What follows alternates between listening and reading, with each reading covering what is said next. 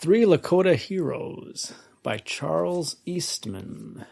Read by The Voice Before the Void. Red Cloud. The Sioux were now entering upon the most stormy period of their history. The old things were fast giving place to new. The young men, for the first time engaging in serious and destructive warfare with neighboring tribes, armed with the deadly weapons furnished by the white man, began to realize that they must soon enter upon a desperate struggle for their ancestral hunting grounds. The old men had been innocently cultivating the friendship of the stranger, saying among themselves, "Surely there is land enough for all." Red Cloud was a modest and little-known man of about 28 years, when General Harney called all the western bands of Sioux together at Fort Laramie, Wyoming, for the purpose of securing an agreement and right of way through their territory. The Ogalallas held aloof from this proposal, but Bear Bull, an Ogallala chief, after having been plied with whiskey, undertook to dictate submission to the rest of the clan. Enraged by failure, he fired upon a group of his own tribesmen, and Red Cloud's father and brother fell dead. According to Indian custom, it fell to him to avenge the deed. Calmly, without uttering a word, he faced old Bear Bull and his son, who attempted to defend his father, and shot them both. He did what he believed to be his duty, and the whole band sustained him. Indeed, the tragedy gave the young man at once a certain standing, as one who not only defended his people against enemies from without, but against injustice and aggression within the tribe. From this time on, he was a recognized leader. Man afraid of his horse, then head chief of the Ogalallas, took counsel with Red Cloud in all important matters, and the young warrior rapidly advanced in authority and influence. In 1854, when he was barely 35 years old, the various bands were again encamped near Fort Laramie. A Mormon emigrant train, moving westward, left a footsore cow behind, and the young men killed her for food. The next day, to their astonishment, an officer with 30 men appeared at the Indian camp and demanded of old Conquering Bear that they be given up. The chief in vain protested that it was all a mistake and offered to make reparation. It would seem that either the officer was under the influence of liquor, or else had a mind to bully the Indians, for he would accept neither explanation nor payment, but demanded point-blank that the young men who had killed the cow be delivered up to summary punishment. The old chief refused to be intimidated, and was shot dead on the spot. Not one soldier ever reached the gate of Fort Laramie. Here Red Cloud led the young Ogalallas, and so intense was the feeling that they even killed the half-breed interpreter. Curiously enough, there was no attempt at retaliation on the part of the army, and no serious break until 1860, when the Sioux were involved in troubles with the Cheyennes and Arapahoes. In 1862, a grave outbreak was precipitated by the Eastern Sioux in Minnesota under Little Crow, in which the Western bands took no part. Yet this event ushered in a new period for their race. The surveyors of the Union Pacific were laying out the proposed road through the heart of the southern buffalo country, the rendezvous of Ogalallas, Brulés, Arapahoes, Comanches, and Pawnees, who followed the buffalo as a means of livelihood. To be sure, most of these tribes were at war with one another. Yet during the summer months they met often to proclaim a truce and hold joint councils and festivities, which were now largely turned into discussions of the common enemy. It became evident, however, that some of the smaller and weaker tribes were inclined to welcome the new order of things, recognizing that it was the policy of the United States government to put an end to tribal warfare. Red Cloud's position was uncompromisingly against submission. He made some noted speeches in this line, one of which was repeated to me by an old man who had heard and remembered it. "Friends," said Red Cloud, it has been our misfortune to welcome the white man. We have been deceived. He brought with him some shining things that pleased our eyes. He brought weapons more effective than our own. Above all, he brought the spirit water that makes one forget for a time old age, weakness, and sorrow. But I wish to say to you that if you would possess these things for yourselves, you must forsake the wisdom of your fathers. You must hide away food and forget the hungry. When your house is built and your storeroom filled, you must then look around for a neighbor from whom you can seize all that he has. Give away only that which you do not want, or rather, do not part with any of your possessions unless in exchange for another's. My countrymen, shall the glittering trinkets of this rich man, his deceitful drink that overcomes the mind, shall these things tempt us to give up our homes, our hunting grounds, and the honorable teaching of our old men? Shall we permit ourselves to be driven to and fro, to be herded like the cattle of the white man? His next speech that has been remembered was made in 1866, just before the attack on Fort Phil Kearny. The tension of feeling against the invaders had now reached its height. There was no dissenting voice in the council upon the Powder River when it was decided to oppose to the uttermost the evident purpose of the government. Red Cloud was not altogether ignorant of the numerical strength and the resourcefulness of the white man, but he was determined to face any odds rather than submit. "Hear ye, Dakotas!" he exclaimed. "When the Great Father at Washington sent us his chief soldier to ask for a path through our hunting grounds, a way for his iron road to the mountains and the western sea, we were told that they wished merely to pass through our country, not to tarry among us, but to seek for gold in the far west. Our old chiefs thought to show their friendship and goodwill when they allowed this dangerous snake in our midst. They promised to protect the wayfarers. Yet before the ashes of the council fire are cold, the Great Father is building his forts among us. You have heard the sound of the white soldier's axe upon the little Piney River. His presence here is an insult and a threat. It is an insult to the spirits of our ancestors. Are we then to give up their sacred graves to be plowed for corn? Dakotas, I am for war." In less than a week after this speech, the Sioux advanced upon Fort Phil Kearny, the new sentinel that had just taken her place upon the farthest frontier, guarding the Oregon Trail. Every detail of the attack had been planned with care, though not without heated discussion, and nearly every well-known Sioux chief had agreed in striking the blow. The brilliant young war leader, Crazy Horse, was appointed to lead the charge. His lieutenants were Sword, Hump, and Dull Knife, with Little Chief of the Cheyennes, while the older men acted as counselors. Their success was instantaneous. In less than half an hour, they had cut down nearly 100 men under Captain Fetterman, whom they drew out of the fort by a ruse, and then annihilated. Instead of sending troops to punish, the government sent a commission to treat with the Sioux.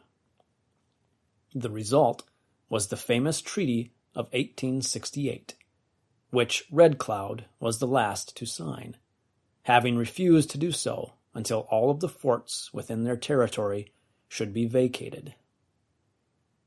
All of his demands were acceded to, the new road abandoned, the garrisons withdrawn, and in the new treaty it was distinctly stated that the Black Hills and the Bighorn were Indian country, set apart for their perpetual occupancy, and that no white man should ever enter that region without the consent of the Sioux. Scarcely was this treaty signed, however, when gold was discovered in the Black Hills, and the popular cry was, "Remove the Indians." This was easier said than done. That very territory had just been solemnly guaranteed to them forever. Yet, how stem the white man's irresistible rush for gold? The government at first entered some small protest, just enough to save its face, as the saying is. But there was no serious attempt to prevent the wholesale violation of the treaty. It was this state of affairs that led to the last great speech made by Red Cloud at a gathering upon the Little Rosebud River. It is brief and touches upon the hopelessness of their future as a race. He seems at about this time to have reached the conclusion that resistance could not last much longer. In fact, the greater part of the Sioux Nation was already under United States government control. "We are told," he said, "that Spotted Tail has consented to be the beggar's chief. Those Indians who go over to the white man can be nothing but beggars, for he respects only riches. And how can an Indian be a rich man? He cannot without ceasing to be an Indian. As for me, I have listened patiently to the promises of the Great Father, but his memory is short. I am now done with him. This is all I have to say." The wilder bands separated soon after this council, to follow the drift of the buffalo, some in the vicinity of the Black Hills, and others in the Bighorn region.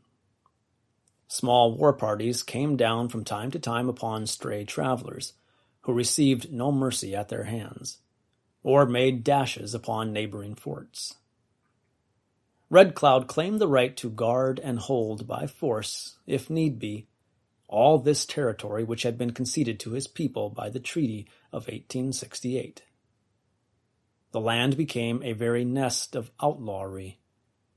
Aside from organized parties of prospectors, there were bands of white horse thieves and desperadoes who took advantage of the situation to plunder immigrants and Indians alike. An attempt was made by means of military camps to establish control and force all the Indians upon reservations, and another commission was sent to negotiate their removal to Indian territory, but met with an absolute refusal. After much guerrilla warfare, an important military campaign against the Sioux was set on foot in 1876, ending in Custer's signal defeat upon the Little Bighorn. In this notable battle, Red Cloud did not participate in person, nor in the earlier one with Crook upon the Little Rosebud, but he had a son in both fights. He was now a counselor rather than a warrior, but his young men were constantly in the field, while Spotted Tail had definitely surrendered and was in close touch with representatives of the government. But the inevitable end was near. One morning in the fall of 1876, Red Cloud was surrounded by United States troops under the command of Colonel Mackenzie, who disarmed his people and brought them into Fort Robinson, Nebraska. Thence they were removed to the Pine Ridge Agency, where he lived for more than 30 years as a reservation Indian. In order to humiliate him further, government authorities proclaimed the more tractable Spotted Tail head chief of the Sioux. Of course, Red Cloud's own people never recognized any other chief. In 1880, he appealed to Professor Marsh of Yale, head of a scientific expedition to the Badlands, charging certain frauds at the agency and apparently proving his case.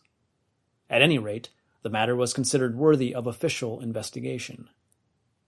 In 1890 to 1891, during the ghost dance craze and the difficulties that followed, Red Cloud was suspected of collusion with the hostiles, but he did not join them openly, and nothing could be proved against him. He was already an old man, and became almost entirely blind before his death in 1909 in his 90th year. His private life was exemplary. He was faithful to one wife all his days, and was a devoted father to his children. He was ambitious for his only son, known as Jack Red Cloud, and much desired him to be a great warrior. He started him on the warpath at the age of 15, not then realizing that the days of Indian warfare were well nigh at an end. Among latter-day chiefs, Red Cloud was notable as a quiet man, simple and direct in speech, courageous in action, an ardent lover of his country, and possessed in a marked degree of the manly qualities characteristic of the American Indian in his best days. Gall. Chief Gall was one of the most aggressive leaders of the Sioux Nation in their last stand for freedom. The westward pressure of civilization during the past 3 centuries has been tremendous. When our hemisphere was discovered, it had been inhabited by the natives for untold ages. But it was held undiscovered because the original owners did not chart or advertise it. Yet some of them at least had developed ideals of life which included real liberty and equality to all men, and they did not recognize individual ownership in land or other property beyond actual necessity. It was a soul development leading to essential manhood. Under this system, they brought forth some striking characters. Gall was considered by both Indians and whites to be a most impressive type of physical manhood. You can judge of this for yourself. Let us follow his trail. He was no tenderfoot. He never asked a soft place for himself. He always played the game according to the rules and to a finish. To be sure, like every other man, he made some mistakes, but he was an Indian and never acted the coward. The earliest stories told of his life and doings indicate the spirit of the man in that of the boy. When he was only about 3 years old, the Blackfoot band of Sioux were on their usual roving hunt, following the buffalo while living their natural happy life upon the wonderful wide prairies of the Dakotas. It was the way of every Sioux mother to adjust her household effects on such dogs and pack ponies as she could muster from day to day, often lending 1 or 2 to accommodate some other woman whose horse or dog had died, or perhaps had been among those stampeded and carried away by a raiding band of Crow warriors. On this particular occasion, the mother of our young Sioux brave, Matohinshta, or Bear Shedding His Hair, Gall's childhood name, entrusted her boy to an old Eskimo pack dog, experienced and reliable, except perhaps when unduly excited or very thirsty. On the day of removing camp, the caravan made its morning march up the Powder River. Upon the wide tableland, the women were busily digging teepsinna, an edible Swedish root, much used by them, as the moving village slowly progressed. As usual at such times, the trail was wide. An old jackrabbit had waited too long in hiding. Now, finding himself almost surrounded by the mighty plains people, he sprang up suddenly, his feathery ears conspicuously erect, a dangerous challenge to the dogs and the people.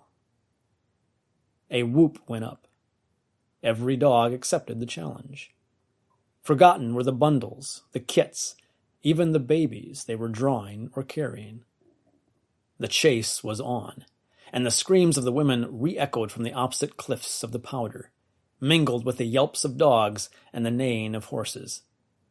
The hand of every man was against the daring warrior, the lone Jack, and the confusion was great. When the fleeing one cleared the mass of his enemies, he emerged with a swiftness that commanded respect and gave promise of a determined chase. Behind him, his pursuers stretched out in a thin line. First the speedy, unburdened dogs, and then the travois dogs, headed by the old Eskimo with his precious freight. The youthful Gaul was in a travois, a basket mounted on trailing poles and harnessed to the side of the animal. "Hey, hey, they are gaining on him!" a warrior shouted. At this juncture, 2 of the canines had almost nabbed their furry prey by the back. But he was too cunning for them. He dropped instantly and sent both dogs over his head, rolling and spinning, then made another flight at right angles to the first. This gave the Eskimo a chance to cut the triangle. He gained 50 yards, but being heavily handicapped, 2 unladen dogs passed him. The same trick was repeated by the Jack, and this time he saved himself from instant death by a double loop, and was now running directly toward the crowd, followed by a dozen or more dogs. He was losing speed, but likewise his pursuers were dropping off steadily. Only the sturdy Eskimo dog held to his even gait, and behind him in the frail travois leaned forward the little Matohinshta, nude save a breech-clout, his left hand holding fast the convenient tail of his dog, the right grasping firmly one of the poles of the travois. His black eyes were bulging almost out of their sockets. His long hair flowed out behind like a stream of dark water. The Jack now ran directly toward the howling spectators, but his marvelous speed and alertness were on the wane, while, on the other hand, his foremost pursuer, who had taken part in hundreds of similar events, had every confidence in his own endurance. Each leap brought him nearer, fiercer and more determined. The last effort of the Jack was to lose himself in the crowd, like a fish in muddy water. But the big dog made the one needed leap with unerring aim, and his teeth flashed as he caught the rabbit in vice-like jaws and held him limp in air. A victor. The people rushed up to him as he laid the victim down, and foremost among them was the frantic mother of Matohinshta, or Gaul. "Michingshe! Michingshe! My son! My son!" she screamed as she drew near. The boy seemed to be none the worse for his experience. "Mother," he cried, "my dog is brave. He got the rabbit." She snatched him off the travois, but he struggled out of her arms to look upon his dog lovingly and admiringly. Old men and boys crowded about the hero of the day, the dog, and the thoughtful grandmother of Matohinshta unharnessed him and poured some water from a parfleche water bag into a basin. "Here, my grandson, give your friend something to drink." "Hauhechetu," pronounced an old warrior no longer in active service. "This may be only an accident, an ordinary affair, but such things sometimes indicate a career. The boy has had a wonderful ride. I prophesy that he will one day hold the attention of all the people with his doings." This is the first remembered story of the famous chief, but other boyish exploits foretold the man he was destined to be. He fought many sham battles, some successful and others not, but he was always a fierce fighter and a good loser. Once he was engaged in a battle with snowballs. There were probably nearly 100 boys on each side, and the rule was that every fair hit made the receiver officially dead. He must not participate further, but must remain just where he was struck. Gaul's side was fast losing, and the battle was growing hotter every minute when the youthful warrior worked toward an old water hole and took up his position there. His side was soon annihilated, and there were 11 men left to fight him. He was pressed close in the washout, and as he dodged under cover before a volley of snowballs, there suddenly emerged in his stead a huge gray wolf. His opponents fled in every direction in superstitious terror, for they thought he had been transformed into the animal. To their astonishment, he came out on the farther side and ran to the line of safety, a winner. It happened that the wolf's den had been partly covered with snow, so that no one had noticed it until the yells of the boys aroused the inmate, and he beat a hasty retreat. The boys always looked upon this incident as an omen. Gall had an amiable disposition, but was quick to resent insult or injustice. This sometimes involved him in difficulties, but he seldom fought without good cause, and was popular with his associates. One of his characteristics was his ability to organize, and this was a large factor in his leadership when he became a man. He was tried in many ways, and never was known to hesitate when it was a question of physical courage and endurance.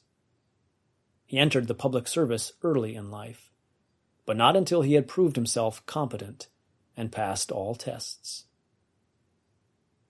When a mere boy, he was once scouting for game in midwinter, far from camp, and was overtaken by a 3 days' blizzard. He was forced to abandon his horse and lie under the snow for that length of time. He afterwards said he was not particularly hungry. It was thirst and stiffness from which he suffered most. One reason the Indian so loved his horse or dog was that at such times the animal would stay by him like a brother. On this occasion, Gall's pony was not more than a stone's throw away when the storm subsided and the sun shone. There was a herd of buffalo in plain sight, and the young hunter was not long in procuring a meal. This chief's contemporaries still recall his wrestling match with the equally powerful Cheyenne boy, Roman Nose, who afterward became a chief well known to American history. It was a custom of the northwestern Indians, when two friendly tribes camped together, to establish the physical and athletic supremacy of the youth of the respective camps. The Che-Hu-Hu is a wrestling game in which there may be any number on a side, but the numbers are equal. All the boys of each camp are called together by a leader chosen for the purpose and draw themselves up in line of battle. Then each, at a given signal, attacks his opponent. In this memorable contest, Matohinshta, or Gall, was placed opposite Roman Nose. The whole people turned out as spectators of the struggle, and the battlefield was a plateau between the two camps, in the midst of picturesque badlands. There were many athletic youths present, but these two were really the Apollos of the two tribes. In this kind of sport it is not allowed to strike with the hand, nor catch around the neck, nor kick, nor pull by the hair. One may break away and run a few yards to get a fresh start, or clinch, or catch as catch can. When a boy is thrown and held to the ground, he is counted out. If a boy has met his superior, he may drop to the ground to escape rough handling, but it is very seldom one gives up without a full trial of strength. It seemed almost like a real battle, so great was the enthusiasm, as the shouts of sympathizers on both sides went up in a mighty chorus. At last, all were either conquerors or subdued, except Gall and Roman Nose. The pair seemed equally matched. Both were stripped to the breech-clout, now tugging like two young buffalo or elk in mating time, again wreathing and twisting like serpents. At times they fought like two wild stallions, straining every muscle of arms, legs, and back in the struggle. Every now and then one was lifted off his feet for a moment, but came down planted like a tree, and after swaying to and fro, soon became rigid again. All eyes were upon the champions. Finally, either by trick or main force, Gall laid the other sprawling upon the ground and held him fast for a minute, then released him and stood erect, panting, a master youth. Shout after shout went up on the Sioux side of the camp. the mother of Roman Nose came forward and threw a superbly worked buffalo robe over Gall, whose mother returned the compliment by covering the young Cheyenne with a handsome blanket. Undoubtedly, these early contests had their influence upon our hero's career. It was his habit to appear most opportunely in a crisis, and in a striking and dramatic manner to take command of the situation. The best-known example of this is his entrance on the scene of confusion when Reno surprised the Sioux on the Little Bighorn. Many of the excitable youths, almost unarmed, rushed madly and blindly to meet the intruder, and the scene might have unnerved even an experienced warrior. It was Gall, with not a garment upon his superb body, who on his black charger dashed ahead of the boys and faced them. He stopped them on the dry creek, while the bullets of Reno's men whistled about their ears. "Hold hard, men! Steady! We are not ready yet. Wait for more guns, more horses, and the day is yours." They obeyed, and in a few minutes the signal to charge was given, and Reno retreated pell-mell before the onset of the Sioux. Sitting Bull had confidence in his men so long as Gall planned and directed the attack, whether against United States soldiers or the warriors of another tribe. He was a strategist, and able in a twinkling to note and seize upon an advantage. He was really the mainstay of Sitting Bull's effective last stand. He consistently upheld his people's right to their buffalo plains and believed that they should hold the government strictly to its agreements with them. When the Treaty of 1868 was disregarded, he agreed with Sitting Bull in defending the last of their once vast domain, and after the Custer battle entered Canada with his chief. They hoped to bring their lost cause before the English government, and were much disappointed when they were asked to return to the United States. Gall finally reported at Fort Peck, Montana, in 1881, and brought half of the Hunkpapa band with him, whereupon he was soon followed by Sitting Bull himself. Although they had been promised by the United States Commission who went to Canada to treat with them that they would not be punished if they returned, no sooner had Gall come down than a part of his people were attacked, and in the spring they were all brought to Fort Randall and held as military prisoners. From this point, they were returned to Standing Rock Agency. When Buffalo Bill successfully launched his first show, he made every effort to secure both Sitting Bull and Gall for his leading attractions. The military was in complete accord with him in this, for they still had grave suspicions of these two leaders.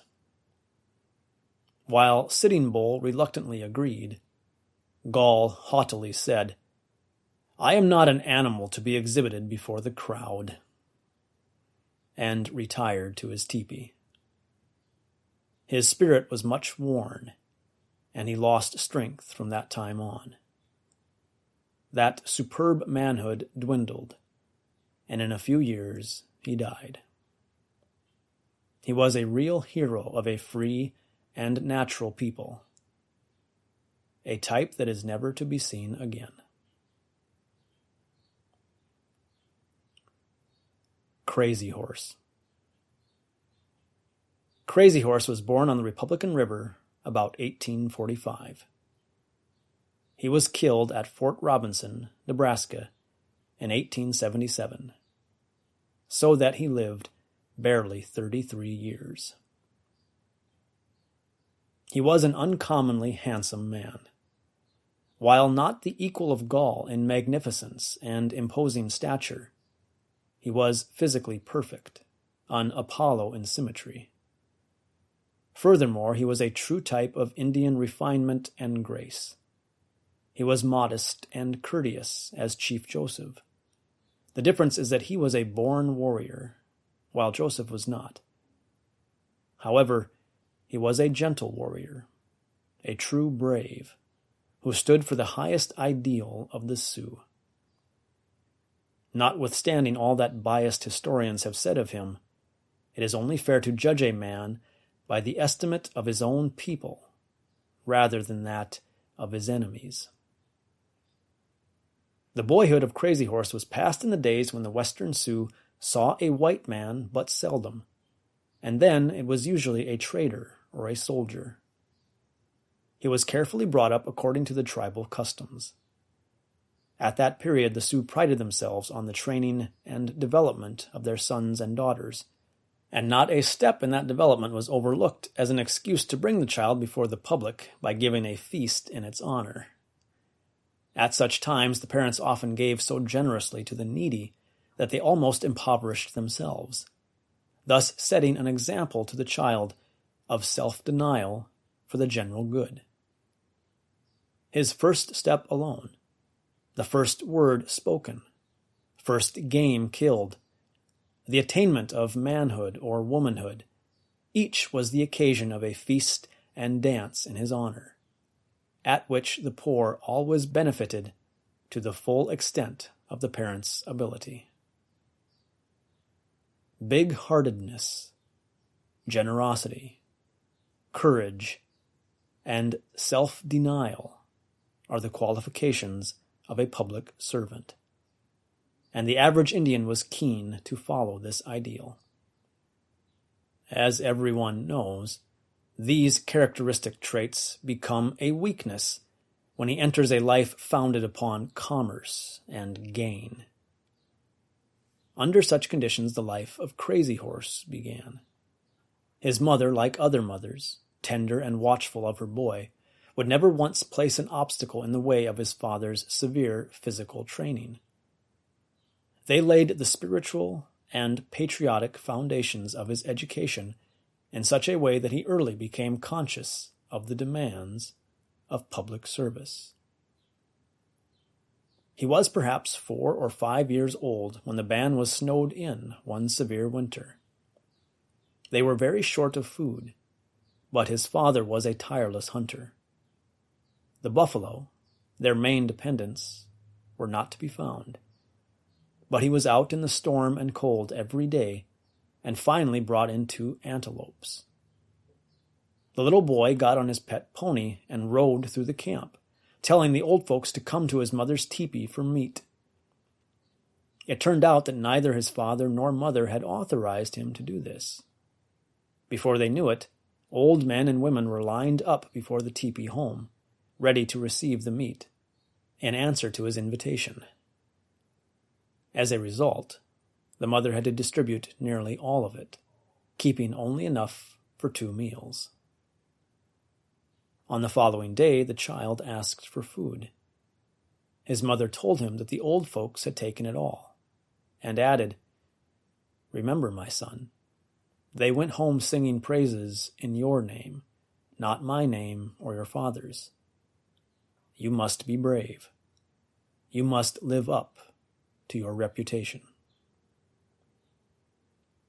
Crazy Horse loved horses, and his father gave him a pony of his own when he was very young.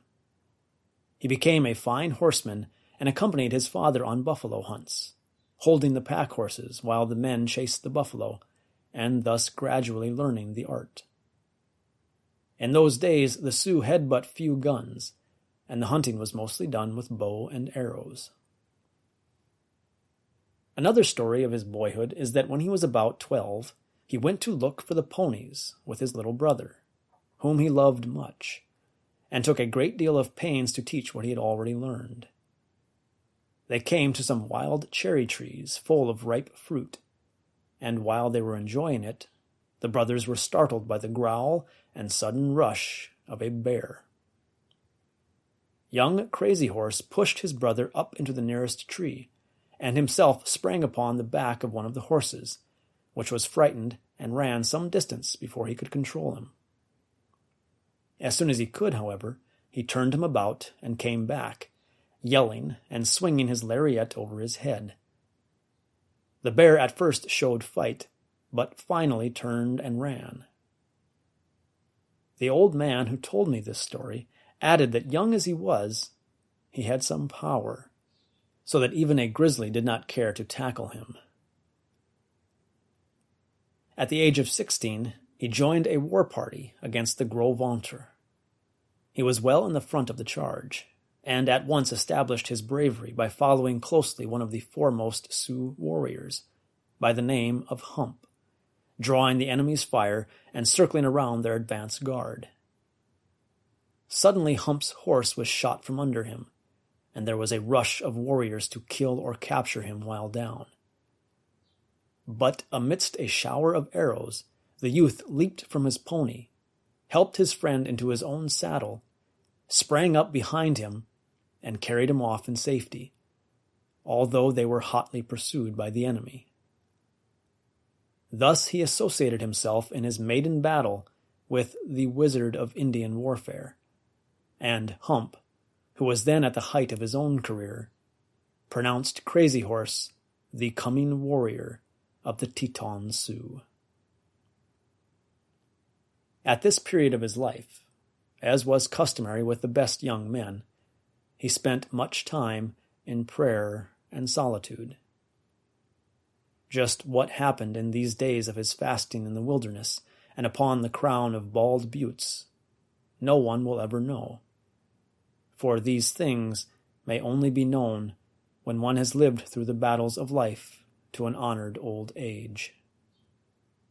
He was much sought after by his youthful associates, but was noticeably reserved and modest. Yet in the moment of danger he at once rose above them all, a natural leader.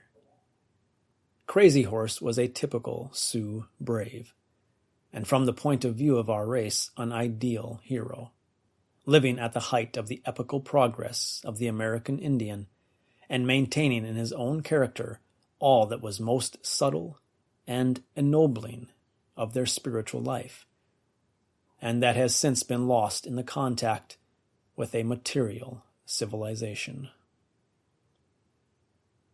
He loved Hump, that peerless warrior, and the two became close friends, in spite of the difference in age. Men called them the grizzly and his cub. Again and again the pair saved the day for the Sioux in a skirmish with some neighboring tribe. But one day they undertook a losing battle against the Snakes. The Sioux were in full retreat and were fast being overwhelmed by superior numbers.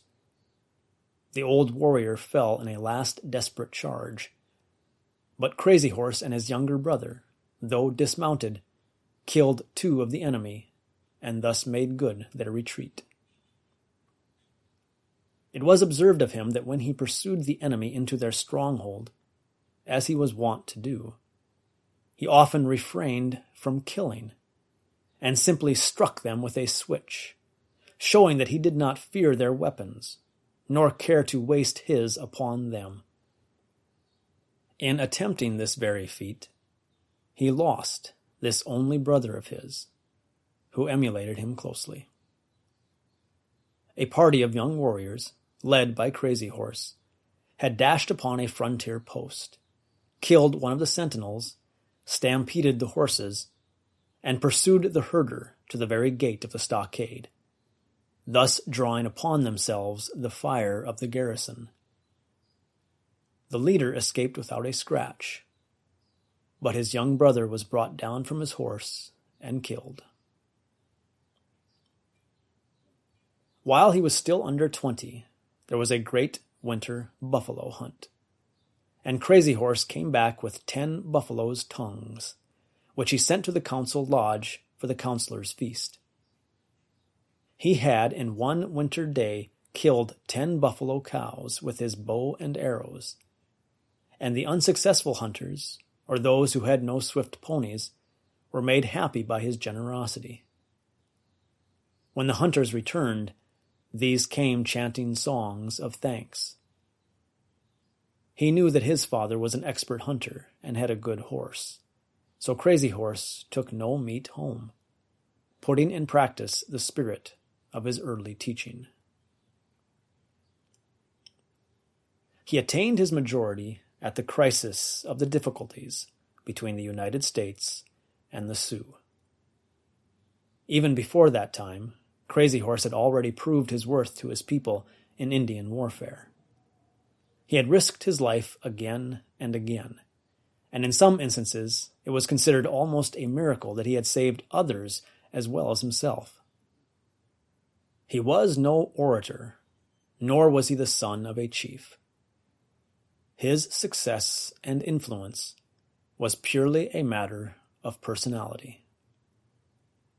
He had never fought the whites up to this time, and indeed no coup was counted for killing or scalping a white man. Young Crazy Horse was 21 years old when all the Teton Sioux chiefs met in council to determine upon their future policy toward the invader. Their former agreements had been by individual bands, each for himself, and every one was friendly. They reasoned that the country was wide, and that the white traders should be made welcome. Up to this time, they had anticipated no conflict. They had permitted the Oregon Trail. But now, to their astonishment, forts were built and garrisoned in their territory. Most of the chiefs advocated a strong resistance. There were a few influential men who desired still to live in peace, and who were willing to make another treaty. Among these were White Bull, Two Kettle, Four Bears, and Swift Bear. Even Spotted Tail, afterward the great peace chief, was at this time with the majority, who decided in the year 1866 to defend their rights and territory by force. Attacks were to be made upon the forts within their country and on every trespasser on the same. Crazy Horse took no part in the discussion, but he and all the young warriors were in accord with the decision of the council. Although so young, he was already a leader among them. Other prominent young braves were Sword, brother of the man of that name who was long captain of police at Pine Ridge, the younger Hump, Charging Bear, Spotted Elk, Crow King, No Water, Big Road, He Dog, the nephew of Red Cloud, and Touch the Cloud, intimate friend of Crazy Horse.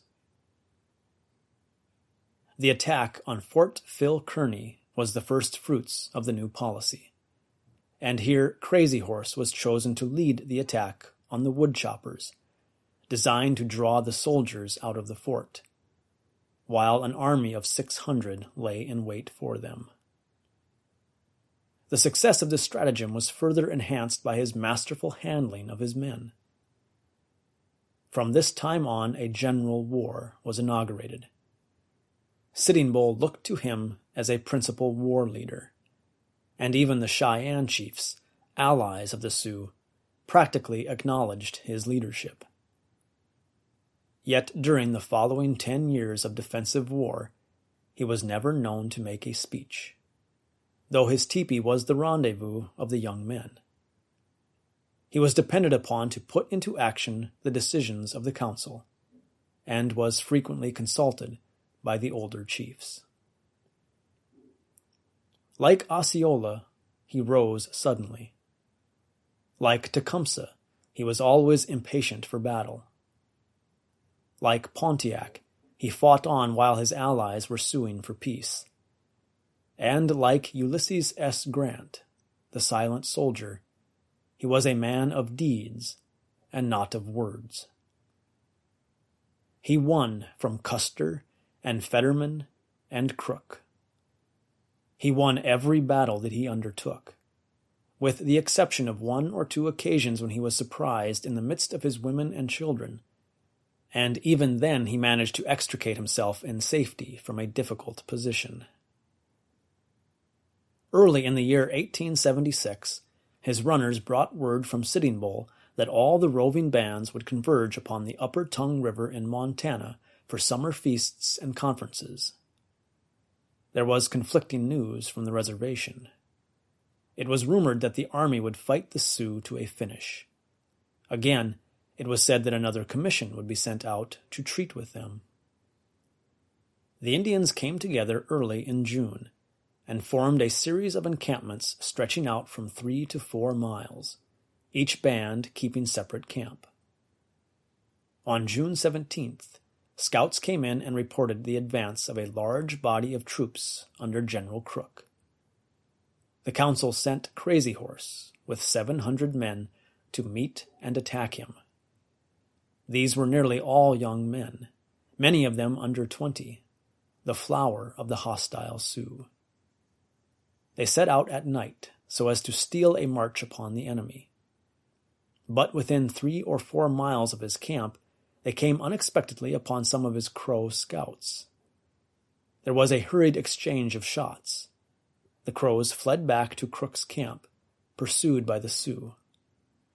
The soldiers had their warning, and it was impossible to enter the well-protected camp. Again and again Crazy Horse charged with his bravest men, in the attempt to bring the troops into the open, but he succeeded only in drawing their fire. Toward afternoon he withdrew, and returned to camp disappointed. His scouts remained to watch Crook's movements, and later brought word that he had retreated to Goose Creek, and seemed to have no further disposition to disturb the Sioux. It is well known to us that it is Crook, rather than Reno, who is to be blamed for cowardice in connection with Custer's fate. The latter had no chance to do anything. He was lucky to save himself. But if Crook had kept on his way, as ordered, to meet Terry with his 1,000 regulars and 200 Crow and Shoshone scouts, he would inevitably have intercepted Custer in his advance and saved the day for him, and war with the Sioux would have ended right there. Instead of this, he fell back upon Fort Meade, eating his horses on the way, in a country swarming with game, for fear of Crazy Horse and his braves. The Indians now crossed the divide between the Tongue and the Little Bighorn, where they felt safe from immediate pursuit. Here, with all their precautions, they were caught unawares by Colonel Custer, in the midst of their midday games and festivities, while many were out upon the daily hunt. On this 25th of June, 1876, the great camp was scattered for 3 miles or more along the level river bottom, back of the thin line of cottonwoods. 5 circular rows of teepees, ranging from half a mile to 1.5 miles in circumference. Here and there stood out a large, white, solitary teepee. These were the lodges or clubs of the young men. Crazy Horse was a member of the Strong Hearts and the Tokala, or Fox Lodge. He was watching a game of ring toss when the warning came from the southern end of the camp of the approach of troops. The Sioux and the Cheyennes, although taken by surprise, instantly responded. Meanwhile, the women and children were thrown into confusion. Dogs were howling, ponies running hither and thither, pursued by their owners, while many of the old men were singing their lodge songs to encourage the warriors, or praising the strong heart of Crazy Horse. That leader had quickly saddled his favorite war pony and was starting with his young men for the south end of the camp, when a fresh alarm came from the opposite direction, and looking up, he saw Custer's force upon the top of the bluff directly across the river. As quick as a flash, he took in the situation. The enemy had planned to attack the camp at both ends at once, and knowing that Custer could not ford the river at that point, he instantly led his men northward to the ford to cut him off. The Cheyennes followed closely. Custer must have seen that wonderful dash up the sagebush plain, and one wonders whether he realized its meaning. In a very few minutes, this wild general of the plains had outwitted one of the most brilliant leaders of the Civil War, and ended at once his military career and his life. In this dashing charge, Crazy Horse snatched his most famous victory out of what seemed frightful peril, for the Sioux could not know how many were behind Custer. He was caught in his own trap. To the soldiers it must have seemed as if the Indians rose up from the earth to overwhelm them. They closed in from 3 sides and fought until not a white man was left alive. Then they went down to Reno's stand and found him so well entrenched in a deep gully that it was impossible to dislodge him. Gall and his men held him there until the approach of General Terry compelled the Sioux to break camp and scatter in different directions. While Sitting Bull was pursued into Canada, Crazy Horse and the Cheyennes wandered about, comparatively undisturbed, during the rest of that year, until in the winter the army surprised the Cheyennes, but did not do them much harm, possibly because they knew that Crazy Horse was not far off. His name was held in wholesome respect.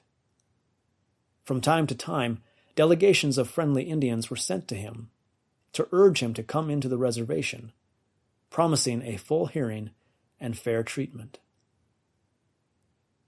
For some time he held out, but the rapid disappearance of the buffalo, their only means of support, probably weighed with him more than any other influence. In July 1877, he was finally prevailed upon to come in to Fort Robinson, Nebraska, with several thousand Indians, most of them Ogallala and Minneconjou Sioux, on the distinct understanding that the government would hear and adjust their grievances. At this juncture, General Crook proclaimed Spotted Tail, who had rendered much valuable service to the army, head chief of the Sioux, which was resented by many. The attention paid Crazy Horse was offensive to Spotted Tail and the Indian scouts, who planned a conspiracy against him. They reported to General Crook that the young chief would murder him at the next council and stampede the Sioux into another war. He was urged not to attend the council, and did not, but sent another officer to represent him. Meanwhile, the friends of Crazy Horse discovered the plot and told him of it. His reply was, "Only cowards are murderers." His wife was critically ill at the time, and he decided to take her to her parents at Spotted Tail Agency, whereupon his enemies circulated the story that he had fled, and a party of scouts was sent after him. They overtook him riding with his wife and one other, but did not undertake to arrest him, and after he had left the sick woman with her people, he went to call on Captain Lee, the agent for the Brulés, accompanied by all the warriors of the Minneconjou band. This volunteer escort made an imposing appearance on horseback, shouting and singing, and in the words of Captain Lee himself and the missionary, the Reverend Mr. Cleveland, the situation was extremely critical. Indeed, the scouts who had followed Crazy Horse from Red Cloud Agency were advised not to show themselves, as some of the warriors had urged that they be taken out and horsewhipped publicly. Under these circumstances, Crazy Horse again showed his masterful spirit by holding these young men in check. He said to them in his quiet way, "It is well to be brave in the field of battle. It is cowardly to display bravery against one's own tribesmen.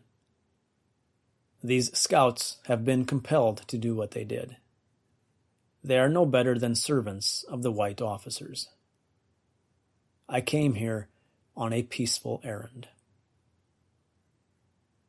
The captain urged him to report at Army headquarters to explain himself and correct false rumors, and on his giving consent, furnished him with a wagon and escort. It has been said that he went back under arrest, but this is untrue.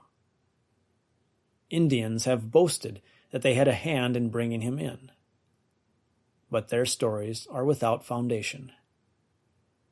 He went of his own accord, either suspecting no treachery or determined to defy it.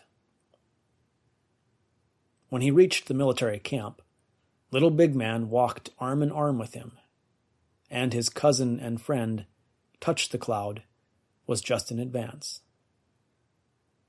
After they passed the sentinel, an officer approached them and walked on his other side.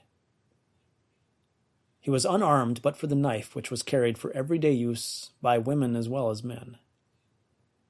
Unsuspectingly, he walked toward the guardhouse, when Touch the Cloud suddenly turned back, exclaiming, "Cousin, they will put you in prison." "Another white man's trick! Let me go! Let me die fighting!"